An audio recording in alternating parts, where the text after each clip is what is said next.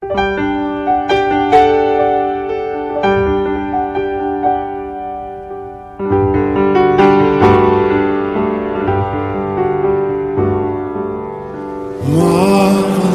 grace of our loving Lord, grace that exceeds our sin and our guilt.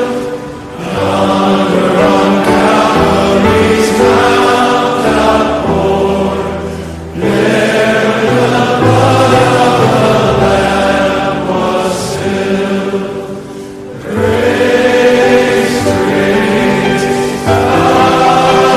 grace, grace that pardon and cleanse within. Grace, grace, God's grace, grace that is greater than all our sin.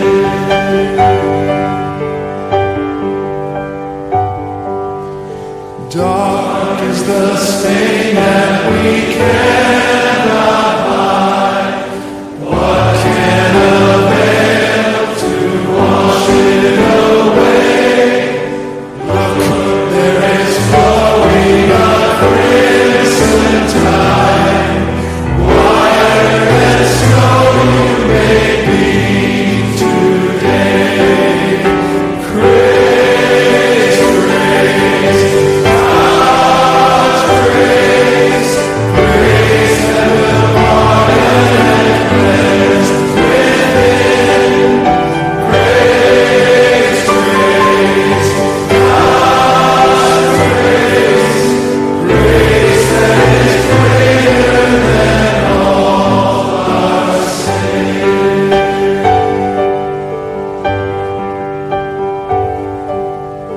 Marvelous infinite matchless grace, freely bestowed on all who believe, all who are longing to see His face.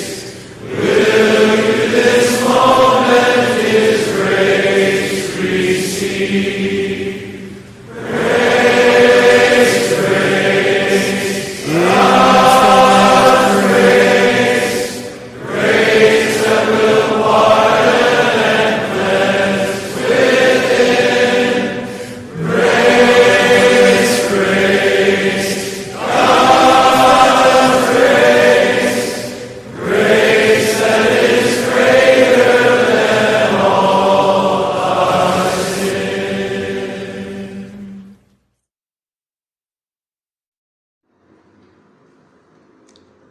Good day everyone. Thank you sa Panginoon sa panibagong araw. Kumusta naman kayo? Okay, sana dyan kayo sa magandang pangangatawan at ligtas sa anumang kapahamakan o mga sakit. At magpapatuloy tayo sa ating napag-aralan. Napag-aralan natin before, the last na lesson natin is about sin. Kung naalala nyo, ano nga ang sin? Sin is an incurable disease of, an incurable disease of our soul. Okay? Ito ay transgression of the law. Meron tayong mga definition of sin. Nakita natin na ang hindi natin pagsunod sa batas. Okay? Doon natin nalalaman na nagkasala tayo kung hindi tayo sumunod sa batas. Alam natin ang batas at pag hindi natin ginawa, yun ay nagkasala tayo. So, yun ang tinatawag na sin. Meron naman tayong paano pumasok ang sin sa sanlibutan. Pumasok ang sin dahil sa isang tao lamang. Okay? As by one man sin entered into the world, and lahat na ay nagkasala. Kaya nga sabi ng Romans 3:23, all have sinned and come short of the glory of God.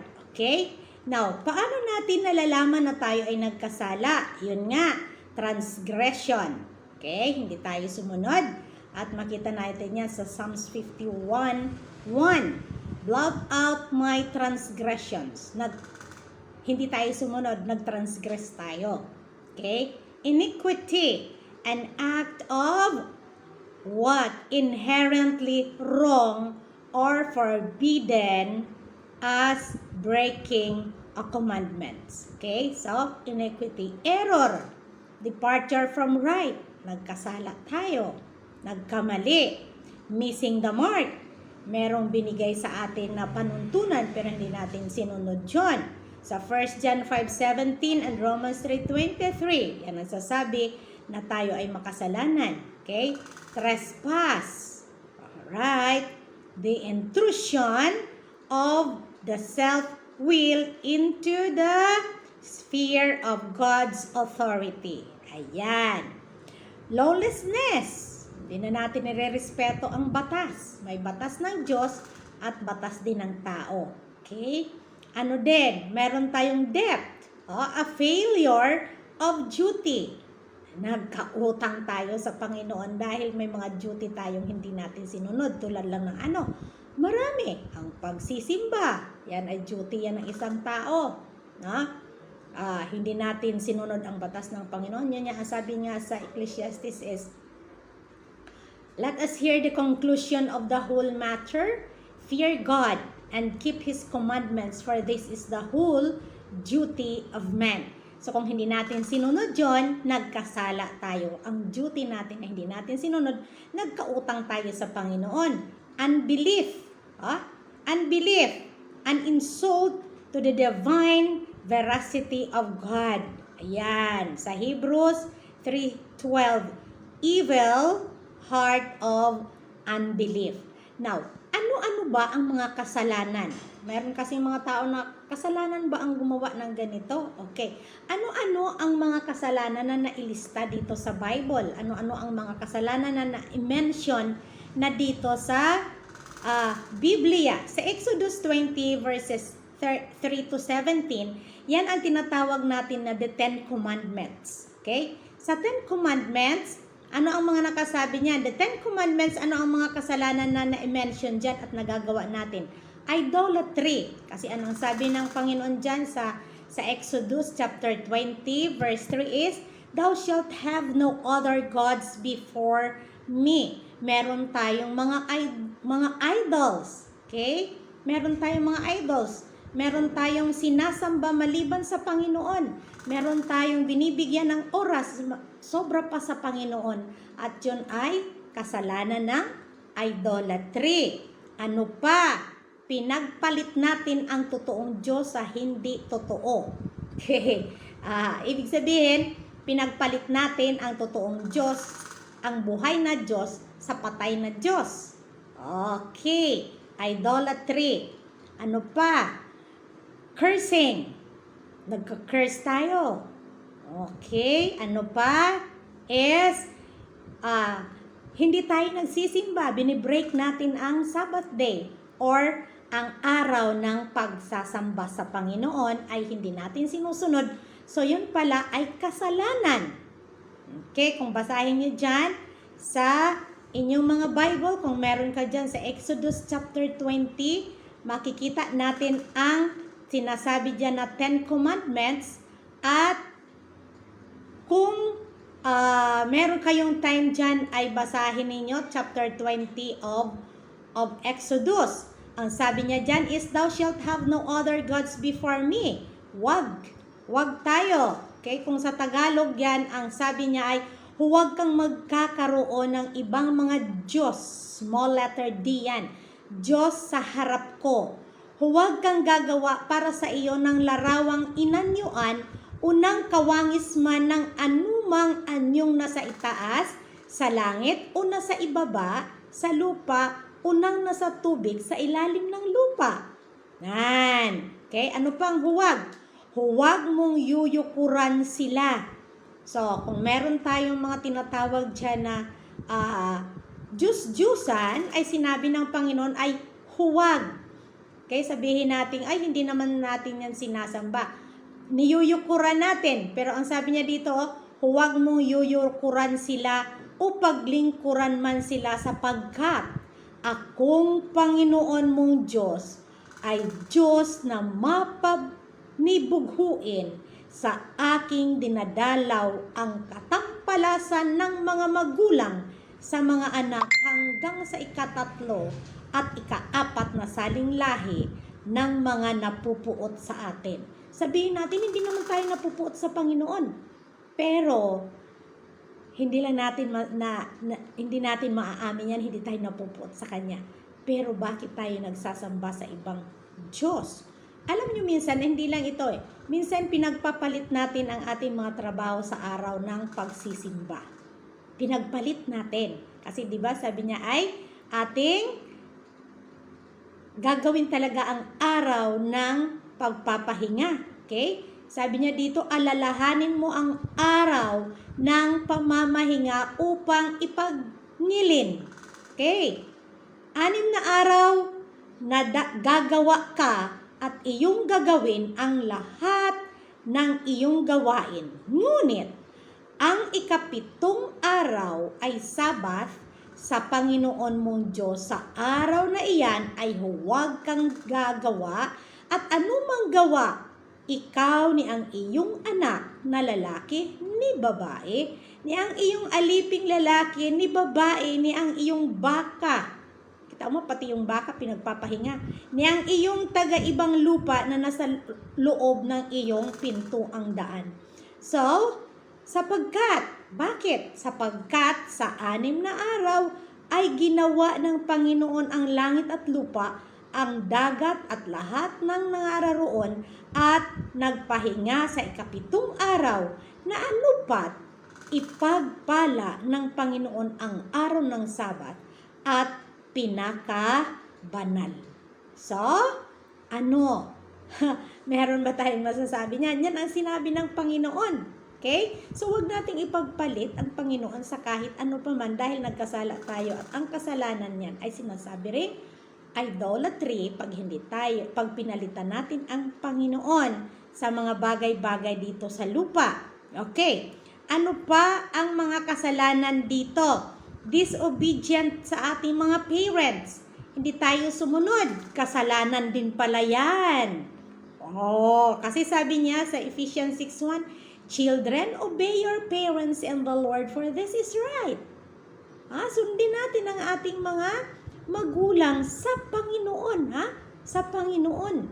Isa pa, Exodus 20 verse 12. Honor thy father and thy mother. Respetuhin natin, igalang natin ang ating mga magulang. At pag hindi natin ginawa yan, nagkasala tayo. Ang dami natin nagagawa ngayon. Parang minsan parang hindi lang. Pero yun pala ay kasalanan. Hindi tayo nagrespeto sa ating mga magulang. Murder! Murder, thou shalt not kill. Diyan sa 10 Commandments. Adultery. Makikipagrelasyon ka sa ibang may asawa, no? Ikaw na may asawa, makipagrelasyon ka pa sa may asawa. Nagsumpa ka sa iyong asawa na till death do us part. Hindi till gate, kundi till death, hanggang kamatayan. At ang pagiging adulterous ay kasalanan yan sa mata ng Diyos, kahit sa mata ng tao. Ito, sinasabi natin ito dahil iyan ay nasa Biblia. Okay? And then, hinahanap natin dito ang mga listahan o ang mga lista ng mga kasalanan. At yan ay i-include dito. Yun pala ay kasalanan. Ano pa? Stealing, pagnanakaw, kukuha ng mga bagay na hindi sa atin. Yun ay pagnanakaw. May narinig ako noon, merong nagpunta dito noon sa amin at nag-inspection sila ng mga projects ng DPWH, mga ganon. And then, sabi niya, alam mo ba, pag pumunta ka sa isang opisina o sa opisina mo at nagdala ka ng bond paper sa bahay mo, pag nanakaw na yun. Tapos, parang maliit lang na bagay yun. Kahit sabi niya, isa lang na paper clip na kinuha mo doon at inuwi mo sa inyo, pag nanakaw na rin yun. Sa atin, ang liit lang naman, paper clip yan. Hindi yan na belong sa atin. Sa gobyerno yan. Binili ng gobyerno yan. Kaya, hindi natin yan kukunin. Ganon. Ganon pala kahit kaliit lang na hindi sa atin na kukunin natin, ay stealing na yon. Ganyan ba tayo ka-sensitive? Ganyan ka-sensitive ang salita ng Panginoon. Ano pa ang sinabi dyan? Lying. Ang pagiging sinungaling. Ang pagiging sinungaling. Itong dila natin, ito ay napakaliit lamang ito na member ng ating katawan.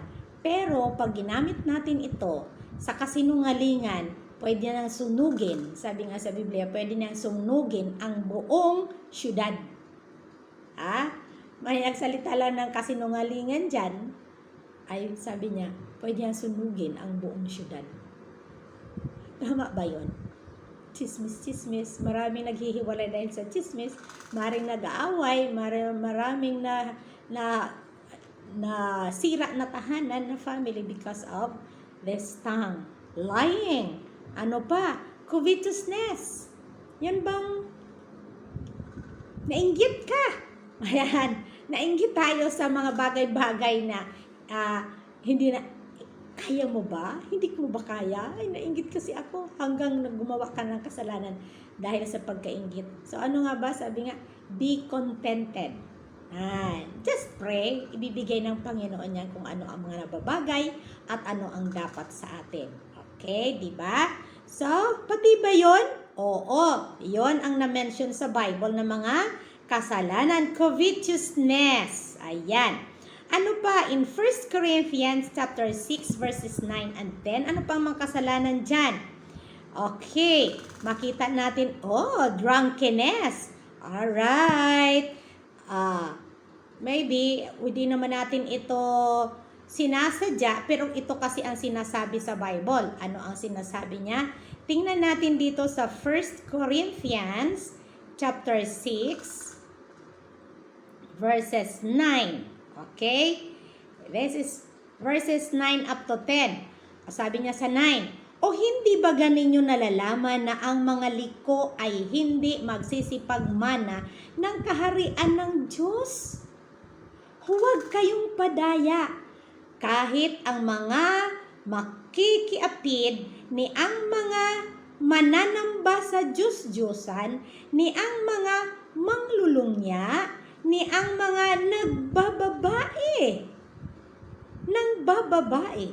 ni ang mga makikiapid sa kapwa lalaki. Ito ang sinasabi niya ng effeminacy.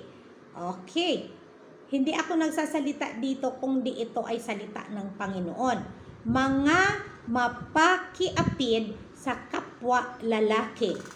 Ni ang mga magnanakaw. Ni ang mga na masasakim, ni ang mga manglalasing. Klaro, ni ang mga manglalasing. Kung meron kang Bible, hindi pwedeng punitin yan. Sabihin natin, ay tanggalin natin ito. Salita ng Panginoon yan, included yan sa kanyang mga sinabi sa 1 Corinthians chapter 6. And then sabi niya, ni ang mga mapagtungayaw, ni ang mga manglulupig ay hindi mangagmamana ng kaharian ng Diyos. So, yun ang mga kasalanan na mention dito sa 1 Corinthians. Sa Romans chapter 1 verses 29. Okay? Ito ay pinag-aaralan lamang natin ito at salamat naman na meron tayong binabasihan dito na hindi lang tayo lang nagsasalita dito, kundi ito ay salita ng Panginoon na dapat nating bigyan ito ng pansin. Ano ang sabi naman sa Romans chapter 1 verses 29 up to 31? Ang sinabi niya, nangapuspos sila ng buong kalikuan, ng kasamaan, ng kasakiman. Okay? Maging sakim ay kasalanan, ng kahalayan. Mahahalay na mga pag-uusap, mahahalay na mga larawan, mahahalay na mga istorya, mahahalay na mga gawain, ay sabi niya dito ay kasalanan. Puspos ng kapanaghilian, ng pagpatay sa kapwa-tao, ng pagtatalo, nagtatalo-talo ng minsan ay nauuwi sa away, no? Pagtatalo-talo, ng pangdaraya. Nako, pandaraya. May naalala ka ba? Ay, may naalala tayo sa mga pandaraya. Ng mga kasamaan, mga mapagupasala, mga mapagnirang puri. Okay, sinisiraan natin ang puri ng iba. Mga napupuot sa Diyos. Napupuot ba tayo sa Diyos? Dapat tayo ang kapuutan ng Panginoon, pero siya ay mapagmahal na Diyos. Siya dapat ang mapuot sa atin dahil sa ating kasalanan. Pero salamat sa Panginoon na siya ay mapagmahal. Mga manglalait. Grabe, mga manglalait. Nanglalait tayo minsan. Tayong lahat niyan ay victim. Or victim tayo sa kasalanan na ito dahil ginagawa natin yan. At hindi tayo makapagsabi na hindi natin ito nagawa. Hindi natin masabi hindi tayo nakapagsinungaling. Hindi pwedeng sabihin natin na hindi tayo nagkasala. Pag sinabi natin hindi tayo nagkasala, sinabi natin hindi tayo nagsinungaling na tayo at nagkasala tayo. Guilty tayo. Okay? Pero ito ay pinapaalala sa atin ng Panginoon na ito pala ay mga kasalanan. Mga palalo, mga mapagmapuri, mga ngatha ng mga kasamaan. Magawa-gawa tayo ng mga kasalanan. Gawa-gawa tayo ng istorya para sa ibang tao para masira sila. Mga masuwayin sa mga magulang. Nako. Lahat tayo ay naging pasaway. At yun ay isinama sa listahan ng mga kasalanan. Mga haling, mga hindi tapat sa tipanan. Nangako tayo at hindi natin sinunod, kasalanan. Indian? Yan, may term tayo. Indian tayo eh. Nangako tayo pero hindi natin sinunod, Indian. Hindi naman tayo Indian. Okay? Ano ba tayo dyan? Ayan. Mga walang katutubong paghiliw, mga walang habag. Wala tayong awa. Ayan. Yan ay mga listahan ng kasalanan na dapat nating maalala. At meron tayo niyan lahat. Okay? So, salamat sa Panginoon na pinaalala niya ito sa atin kasi minsan sinasabi natin wala tayong kasalanan. Meron ka ba doon sa mga listahan? Meron ako. Guilty din ako doon. Meron ako doon. Okay? Ano pa? In 1 Timothy. Sa 1 Timothy, sa ating mga Bible dyan, sa 1 Timothy, okay, chapter 1, verses 9, okay, up to 11, yamang nalalaman ito na ang kautusan ay hindi gawa dahil sa taong matuwid. Di ba? Ang kautusan ay ginawain to hindi para sa mga matutuwid. Kasi kung lahat tayo matuwid, walang nagkasala, bakit meron tayong batas? Tama talaga, di ba? Hindi ito ginawa para sa matuwid, kundi sa mga walang kautusan at manggugulo. Manggugulo ba tayo? Pag nanggulo pala tayo at kasalanan.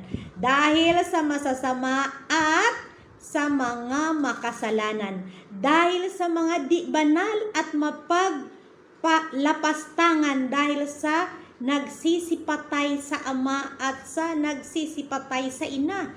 Dahil sa mga mamamatay tao. So, ang batas ay ginawa para sa ating mga makasalanan. Ayan. Kakatakot naman, ang dami nating kasalanan dito. Dahil sa mga nakikiapid. Ayan, nakikiapid. Dahil sa mga mapakiapid sa kapwa lalaki. Inulit. Sa kapwa lalaki, kapwa babae. Alam na natin yan. Okay? So, hindi ako nagko-condemn dyan kung di binabasa natin ang salita ng Panginoon. Kung ano ang nakalagay dito, yon ang sinabi niya dito. At hindi natin dadagdagan, hindi rin natin yan babawasan.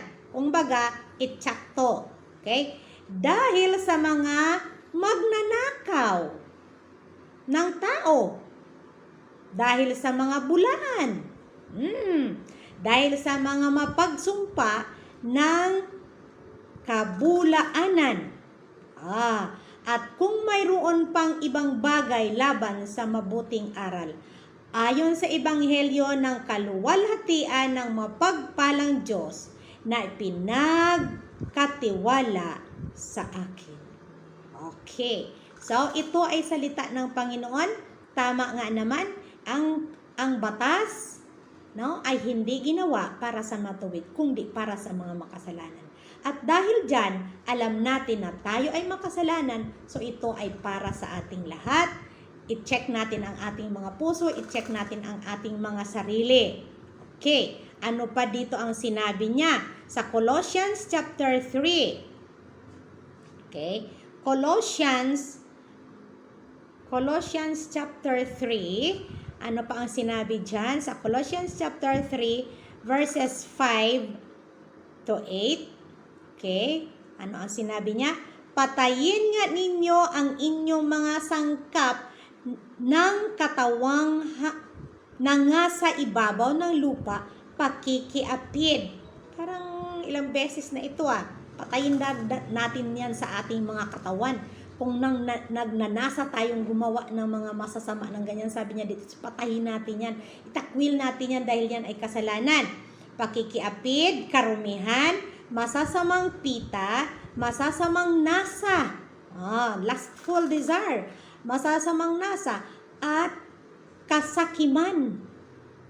Naging sakim sa sa mga bagay-bagay, sa lupa, sa pera, sa kayamanan, sa lahat na lang. Sakim sa pwesto, sakim sa, yan. Ay, maghintay lang tayo sa Panginoon na iyay pagsamba sa mga Diyos-Diyusan. Sinambit ulit dito sa Old Testament kanina sa Exodus chapter 20 ay sinabi niyan, huwag tayong magkaroon ng ibang Diyos maliban sa Kanya o gagawa tayo ng mga Diyos-Diyusan. Sabi pa niya dito, na iyay pagsamba sa mga Diyos-Diyusan, na dahil sa mga bagay na iyan ay dumarating ang kagalitan ng Diyos sa mga anak ng pasuway. Kung nagpapasuway tayo o nagpapasaway tayo, ay sabi niya na dahil sa mga bagay na iyan, sa mga kasalanan na mga ginawa natin, ay dumarating ang kagalitan ng Diyos sa mga anak ng pasuway or pasaway dito. Na inyo ring nilalakaran ng una. Nagawa din natin yan noon. Okay? Na hindi pa tayo tumanggap sa Panginoon, hindi pa tayo takot gumawa ng kasalanan, ginagawa natin yan. So, nagkakaroon ng galit ang Panginoon sa atin dahil sa mga ginagawa natin mga kasalanan. Pero binibigyan niya tayo ng chance. At yun ang napakaganda sa Panginoon natin. Dahil binibigyan niya tayo ng chance na mag-regret tayo, humingi tayo ng tawad sa Kanya. Ayan. Dahil ang Diyos natin ay mahabaging Diyos. Na inyo ring nilakaran ng una ng kayo'y nangagbuhay pa sa mga bagay na ito. Datapwat ngayon ay inyo namang layuan ang lahat ng mga ito. Layuan natin ang mga ito, ang mga masasama. Ano ang ating lalayuan? Galit. May galit ka ba sa kapwa mo? May galit ka ba dyan? Tumingin ka sa iyong right? May galit ka ba sa kanya? Tumingin ka sa iyong left? May galit ka ba sa kanya? Sabi dito ng banal na kasulatan ay layuan natin ang mga bagay na yan, ang mga galit na yan. Ang galit, yun minsan at karamihan, yun ang nagiging umpisa ng problema. Yan, ang galit na yan. Kapuutan, bitterness, paghihinala. Ang hihinala, masyado tayong minsan na, ano yun? Malisyoso, malisyosa. Okay? Then, panunungyaw, mga salitang kahalay-halay na mula sa inyong bibig. Sabi niya dito ay tanggalin natin ang mga iyan. Yan. Okay. So, ayan ang mga listahan ng mga kasalanan. Dami, no? Yung lang, galit lang. Meron tayo yan. Sabi niya, tanggalin natin yan para magkaroon tayo ng peace. Gusto ba ninyong magkaroon ng katahimikan ang puso natin at ang ating pag-iisip? Gusto mo bang pwedeng ngumiti sa mga tao na kasalubong mo? Gusto mo bang ngitian sila? Nakangiti ka ng buong puso at maganda ang iyong pakiramdam kung wala kang tinatago ditong galit. Di ba? Mas maganda yung gano'n, nakatingin ka sa mata nila ng diretsyo na hindi nakamulagat, kundi nakatingin ka na merong katahimikan, katiwasayan, peace. Ayan. Ang ganda noon di ba?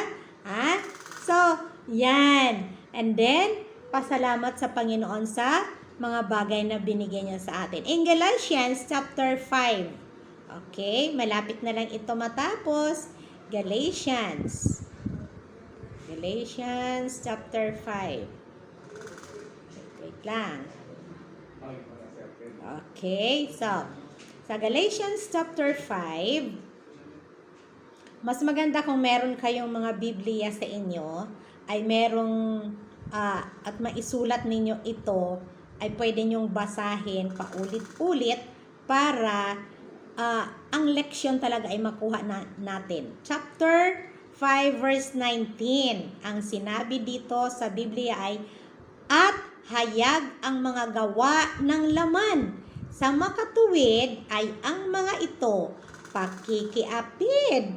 Inulit, karumihan, kalibugan, pagsamba sa Diyos-Diyusan, pangkukulam, mga pagtataniman, mga pagtatalo.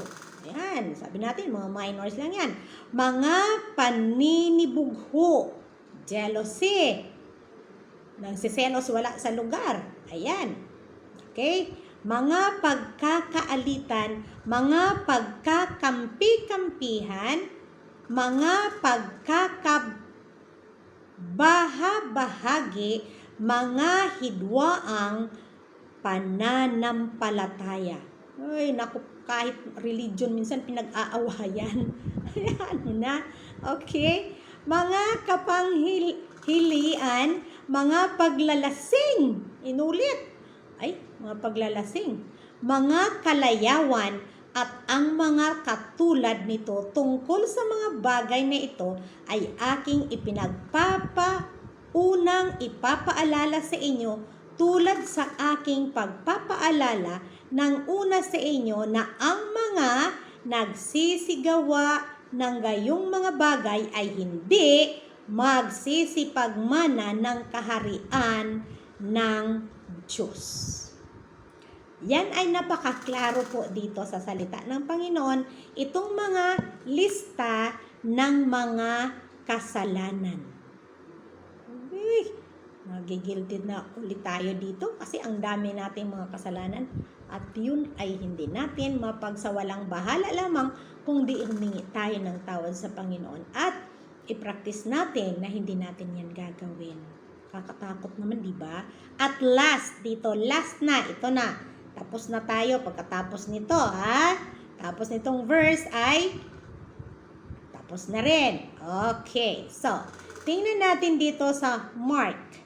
Sa Mark chapter 7, okay, verses 20, basahin ko dito. At sinabi niya ang lumalabas sa tao, yaong ang nakakahawa sa tao. Ano bang lumalabas sa tao na nakakahawa din sa tao? Ayan. Sapagkat mula sa loob, mula sa puso ng tao, lumalabas ang masasamang pag-iisip. Tama? Kung ano ang lumalabas sa bunganga natin, ay lumalabas yan dahil andito sa pag-iisip at sa mga puso natin. Ang mga eto na naman, ang mga pakikiapid, ang mga pagnanakaw, ang mga pagpatay sa kapwa-tao, ang mga pangalulunya, ang mga kasakiman, ang mga kasamaan. Kanina itong mga kasalanan na binabasa ko, sa ibang text 'yon, no? Sa ibang book. Pero ito mini-mention pa rin sa iba ring mga book. Ang matang masama, pag nakatingin masama. pati iyon ay oo, kasalanan. Then naalala ko noon may balita na nag-away sila sa traffic. Kasi nagkaroon ng traffic, nagtinginan lang ang dalawang driver ng masama. Ayun, nagpatayan na. Ay, ito pala, ang matang masasama pag makatingin ha. Pag makatingin ha. Ayan. Ang kapusungan, kapusungan, parang akla ng pusong. Ay, Tagalog pala yun ha. Ang kapalaluan, ang kamangmangan, ang hindi pag-aaral ng mga bagay na tama. Ang lahat ng masasamang bagay na ito ay sa loob nagsisipang gagaling at nangagkakahawa sa tao. So, ibig sabihin, kung ano ang andyan sa ating pag-iisip, lumalabas yan sa ating bunganga at sa ating mga gawa. So, ito ang mga kasalanan na mene-mention dito. So, sana ay wag natin ito pagpasawalang bahala lamang dahil itong lahat ay totoo. Inilagay lahat yan sa Biblia at lahat na yun ng mga sinabi kong mga verses o mga text natin ay nasa Biblia lahat. Hindi natin pwedeng bawasan, hindi pwede nating dagdagan ang mga ito. So, yan ang mga lista ng kasalanan. Sa susunod na pag-aralan natin ay, ang mga kasalanan ay hindi natin maitatago. At ano pa yan? Okay? Mas maganda ito pag-aralan pa natin. At ano ang magiging resulta ng kasalanan? Ano ang resulta ng kasalanan? Meron siguro kayo dyan sa pag-iisip nyo, ano na ang resulta ng kasalanan? Ay, eto ngayon ako dahil sa aking kasalanan. O, di ba? Mga results yan. Ayan. So, pag-aaralan natin yan sa susunod na ating mga araw na magkikita tayo. Okay? So, salamat sa Panginoon at manalangin tayo. Panginoon, salamat sa mga bagay na ito. Pinaalala mo sa amin ang aming katayuan. Mga kasalanan kami, Panginoon, pero salamat na namatay kayo sa cross dahil sa mga kasalanang ito. At ang gagawin lang namin ay humingi ng tawad sa inyo dahil sa inyo kami nagkasala. Maruruming pag-iisip namin sa aming mga puso, Panginoon. Lord, tulungan mo kami na maiwasan namin ito. Sana punuin namin ng iyong pagmamahal ang aming pag-iisip. Punuin namin ng iyong salita ang aming mga pag-iisip. At sabi nga is, Thy word have I hid in my heart that I might not sin against thee. So, salamat Panginoon sa araw na ito. At kayo po Panginoon mag-bless sa bawat isa na nakikinig. Thank you so much Lord. And may us comfort our heart today. Help us Lord. Give us a teachable heart. Thank you. In Jesus' name. Amen. Thank you so much. At magandang araw sa inyong lahat. God bless us all.